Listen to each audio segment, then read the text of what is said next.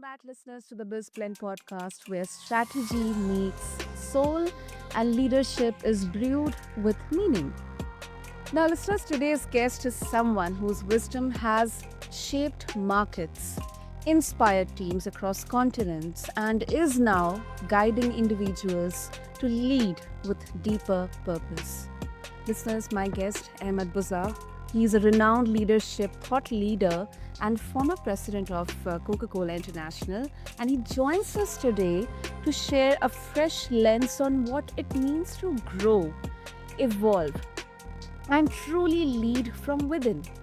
His upcoming book, Soulgery, is not just a leadership guide, it is a call to action for anyone who is seeking to unlock their potential through life's real, raw, and sometimes challenging experiences.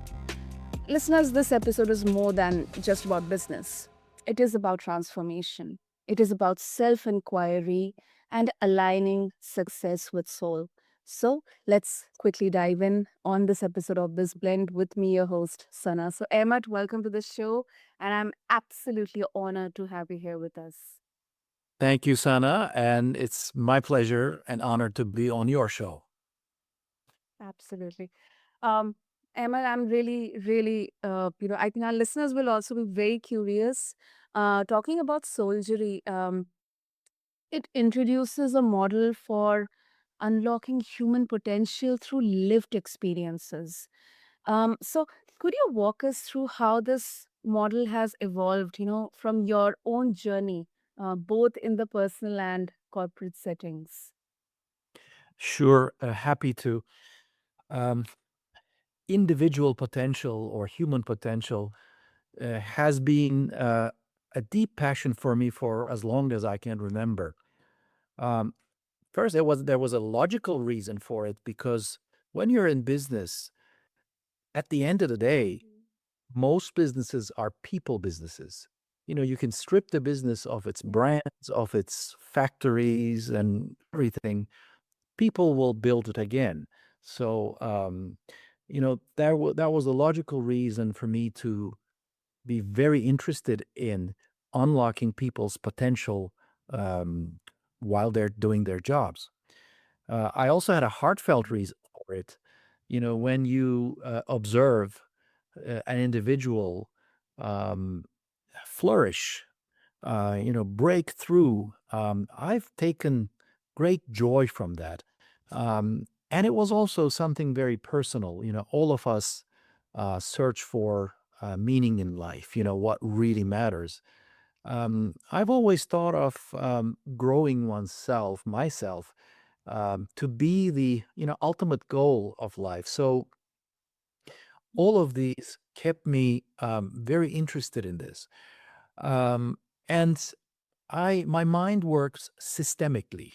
If I can figure out the system for something works, then I can actually apply it. So I was always searching for a systemic way to grow as a human being. That's at the foundation of growing in your profession or growing as a parent or growing as a partner. Growing as a human being is at the foundation for all of those. So, Yep. approaching it systemically, I started out with four things. First, I said, "What is growth?" We talk about growth, so I brought a pretty clear definition to it. I said to myself, "Growth is an ongoing journey of becoming increasingly capable, impactful, Mhm. and resilient." And as I sort of discuss this definition with others, I've tested it and I said, yep, that's that I personally um, like to be able to do. That will cover a lot. Then I said, okay, if that's growth and if we're interested in growing human beings, what is a human being? Mhm. What makes up a human being? And I then started thinking about, we have our inner selves and we have our outer selves. The outer selves are the easy part to describe. Those are the roles we play. We are mothers, fathers, professionals, sons, sisters, daughters, all these roles we play in life. And then in these roles, we engage with a lot of people. But then the more important part, well, I shouldn't say the more important, at least as important part is our inner self. So, what is our inner self made up of? And what are the various ways that our inner self and outer self are connected? Obviously, when they are in harmony, then we are whole. So, I've identified a number of um, concepts that make up the inner self, so that we can then build a growth model around it. And I went into things like, we have a will. Obviously, this represents my point of view. We have a conscience. We have a sense of self. We can experience life across four dimensions. Physically, emotionally, intellectually, and spiritually. um, so then, we have skills and on and on. So the model is there. And this inner self um, sort of shines through our roles in life and makes an impact on the people that we engage with. And that impact comes back to us. And if we can run this process ourselves in a way that increases our capabilities, makes our impact more profound, and gives us resilience, um, then we grow. Then the next question became, okay, we know what growth is, we know what a human being is. So, how do we make this cycle turn in a way that grows us? And from there came the four acts of growth. So, these are sort of, I can call them connected pathways to growth. And so, I could share those with you here. One is what I called find your direction. So this is like searching for purpose or meaning. By the way, there's a nuance between the two as far as I'm concerned. Or going into that same bucket, how can we draw inspiration from real life itself? You know, really wonderful to go and meditate or do certain things and feel inspired by life. But how can we feel that inspiration from everyday life? Because we have to deal with all the challenges we face and all the deadlines we face. Can we draw inspiration? So that's like the first act. And as we feel inspired by life, how can we find meaning from it? Then the second act is about, I call it aim for impact. So in our daily lives, we are mostly concerned with what we get out of this, what we give and what we get. But in reality, if we are more focused on the impact we make on people and on events, that's a longer term, more sustained approach to fulfillment. And also an approach that grows us naturally. The more you're trying to make your impact profound, the more you grow. The third one is, I call it perform with excellence. In every role we play in life, we compete with our previous best constantly. And that's the third one. And I call these three the offense game, because all the things, decisions we make in these things that I talked about are up to us. We can decide what our meaning of our lives are. We can decide what impact we want to make. But then, life does things to us. Then there's a defense game, things that happen outside our control, the challenges of life, the setbacks we have, the changes we need to adapt to, or the conflicts, you name it. Um, the fourth one, Hack Your Growth, talks about how to approach those challenges in a growth minded way. So, so it's the definition of growth, the description of the human being, how growth happens, and then how we can accelerate that growth as part of our everyday lives through the four acts of growth. So I probably gave you a bit of a long-winded answer, but this is how this model works, and it it came out of my personal experiences, my um, curiosities about different philosophies, different religions, science, and all of that. But I tried to put something together that's practical, um, that's not religious, that's not tied to a specific philosophy, that doesn't claim to be scientifically based. But the more I check about it, it's not inconsistent with any of that. Absolutely. I mean, it's this is absolutely, profound. First of all, I really love how you defined growth. Often we connect most of the materialistic, tangible things around us with growth. Are you growing? That means are you financially growing? Are you becoming more matured? How's your friend circle? How are your acquaintances? How responsible are you? Um, but you go at the core, impactful, but there is a nuance in there, and then resilient. Um, Mhm. I think these I shouldn't say skills or qualities, but these they connect with the four acts of growth that you mentioned here.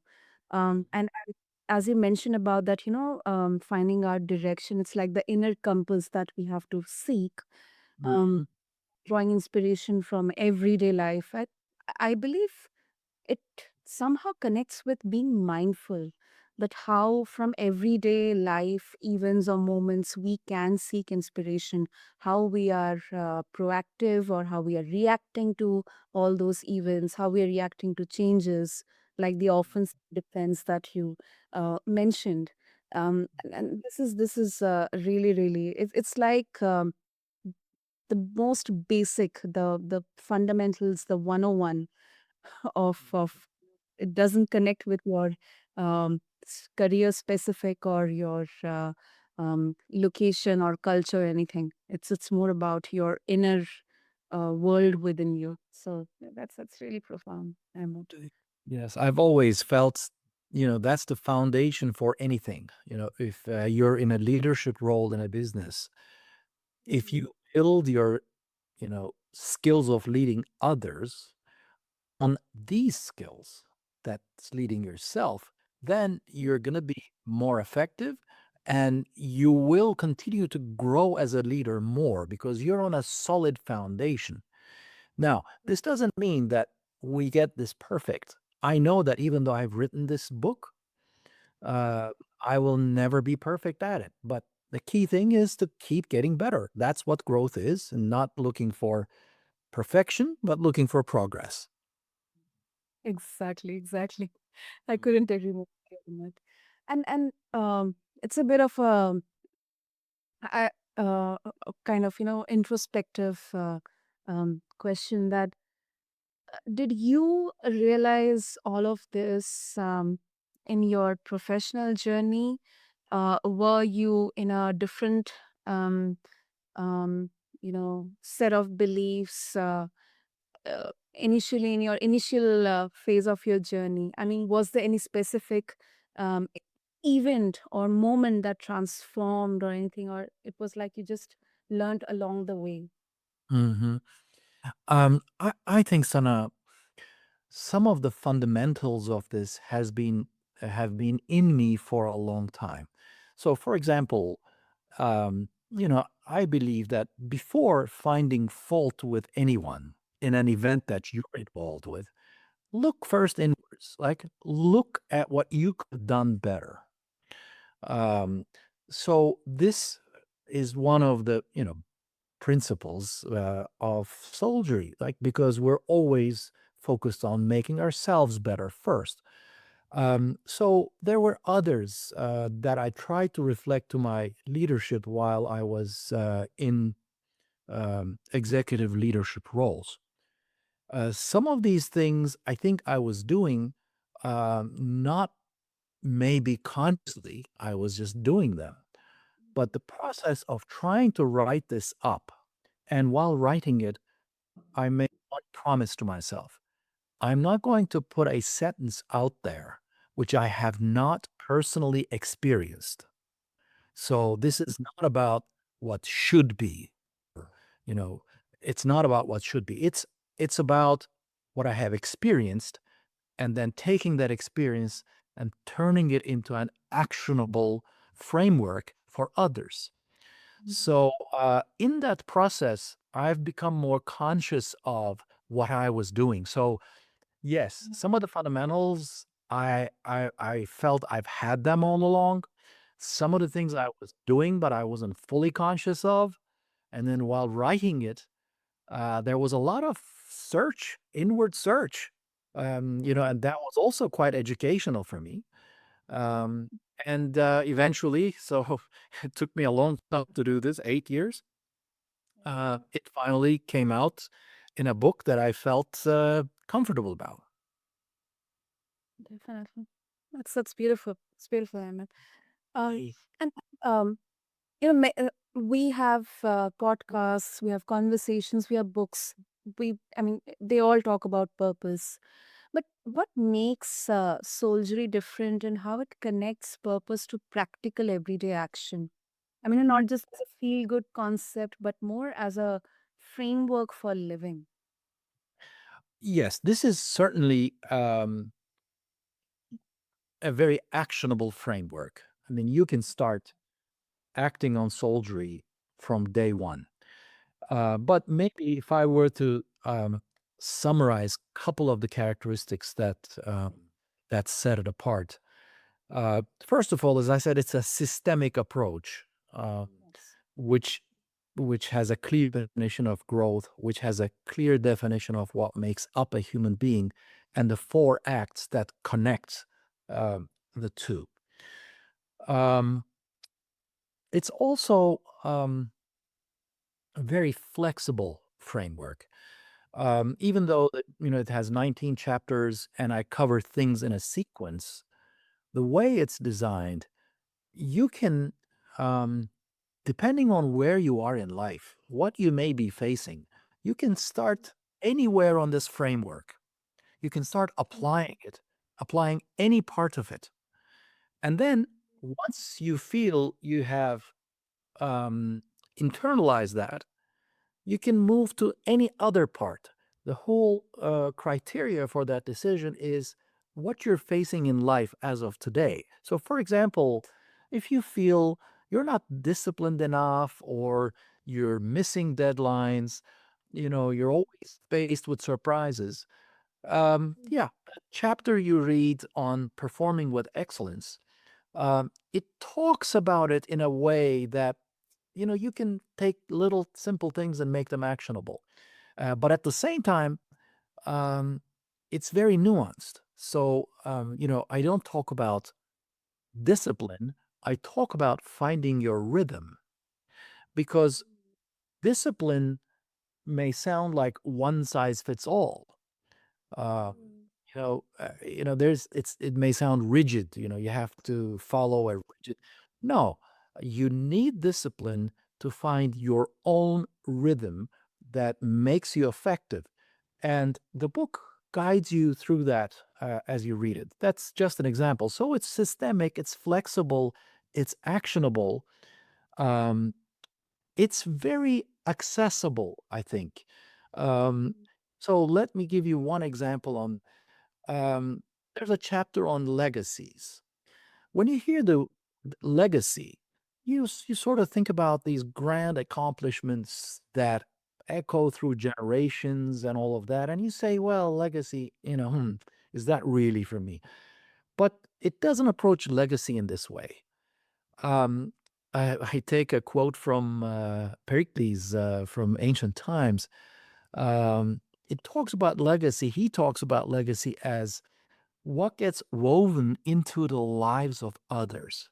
So do we not know that the words I use with you or the care that I demonstrate to you, it weaves something into your life in that moment. It just makes an impact on you. I have no idea how that impact ripples. you know, uh, what it leads to. But we create legacies every day.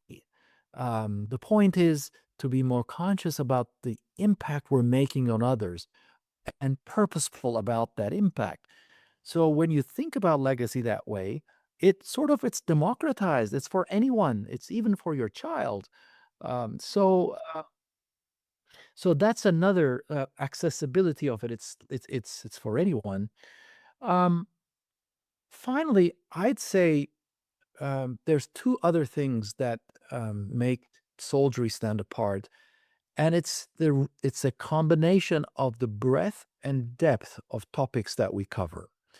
Um, so, on one hand, we can cover very practical topics like dealing with a challenge, how to perform better.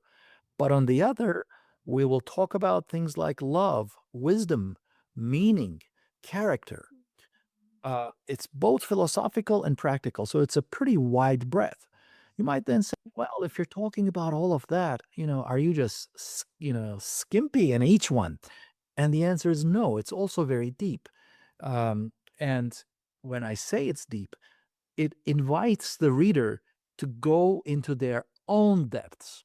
And for that, we focus on one's sense of self. When you Google the term sense of self, you will get probably 80-90% of the hits you will get will talk about how you build a strong sense of self. Yeah. This is not what Soulgery focuses on. That's important, but it focuses on a more important question. And that is, how does your sense of self Mhm. enable or inhibit your growth? So for each of these topics talked about, from love, wisdom, performance, challenges, everything that in that wide range of topics, it invites you to become more aware and conscious of how your sense of self is influencing them. And that awareness gives you um, the ability to make your sense of self an enabler of your growth. So that's the depth and that's the breadth. And that's probably what sets it apart most distinctively. And and then, as I said, you can implement this at any sequence at your own pace, set your own goals, be your own judge, and sort of feel more empowered about how you can grow yourself. Having said all of this, I always say growth is not a solo game only. I use a term, you exist within a human ecosystem. And so your human ecosystem, um, it has a key role in your growth, and you do in theirs. So Soulgery also talks about it just brings your human ecosystem in along the way, and to the extent that you grow together with them, that's the beautiful growth experience. So I hope that it was a bit of a long-winded answer, but I hope it just gave you a flavor of how different Soulgery is. Absolutely, absolutely. Like you mentioned in the four acts of growth, aim for impact, whether it's events or people. And yes, we are a part of this human ecosystem. It's not only individually growing, but whether it's small or it's big, um, we can have impact on our loved ones. We can leave a legacy, as you mentioned about it, or maybe in our organizations as well, in our teams or colleagues or our peers. So I think that's the beauty of soldiery here, and you absolutely expressed that with some really great examples, and I'm very sure our listeners are looking forward to read it, and I'm personally also looking forward to read it, Ahmed. So before we wrap this conversation, if our listeners they would like to connect with you and also get access to your upcoming book, Soulgery, what would be the best way? Very good. I guess the first step, a milestone, is that I hope that the website, which is going to be www.soulgery.com. I expect it to be up um, before the middle of August. And then around that time, maybe a little later, the book will be in pre Amazon. And currently, my targeted launch date is October 28th. In the meantime, I have started um, posting short videos that sort of builds up into these kinds of things we're talking about, especially in light of this technological revolution we're going through. I believe, that's making this even more important that we apply Soulgery. So I have begun to um, uh, post these things that I just started called Book of Soulgery. And all of these videos are also in my YouTube account called Book of Soulgery. So the posts are happening now. The website's supposed to be up, well, let's say in a month's time or so, and then pre-orders would start shortly after that, and the specific launch date for the book would be October 28th, I believe. That's wonderful. I'll make sure to have all the details, the links, and everything in the show notes for our listeners. And um, Emmett, this was a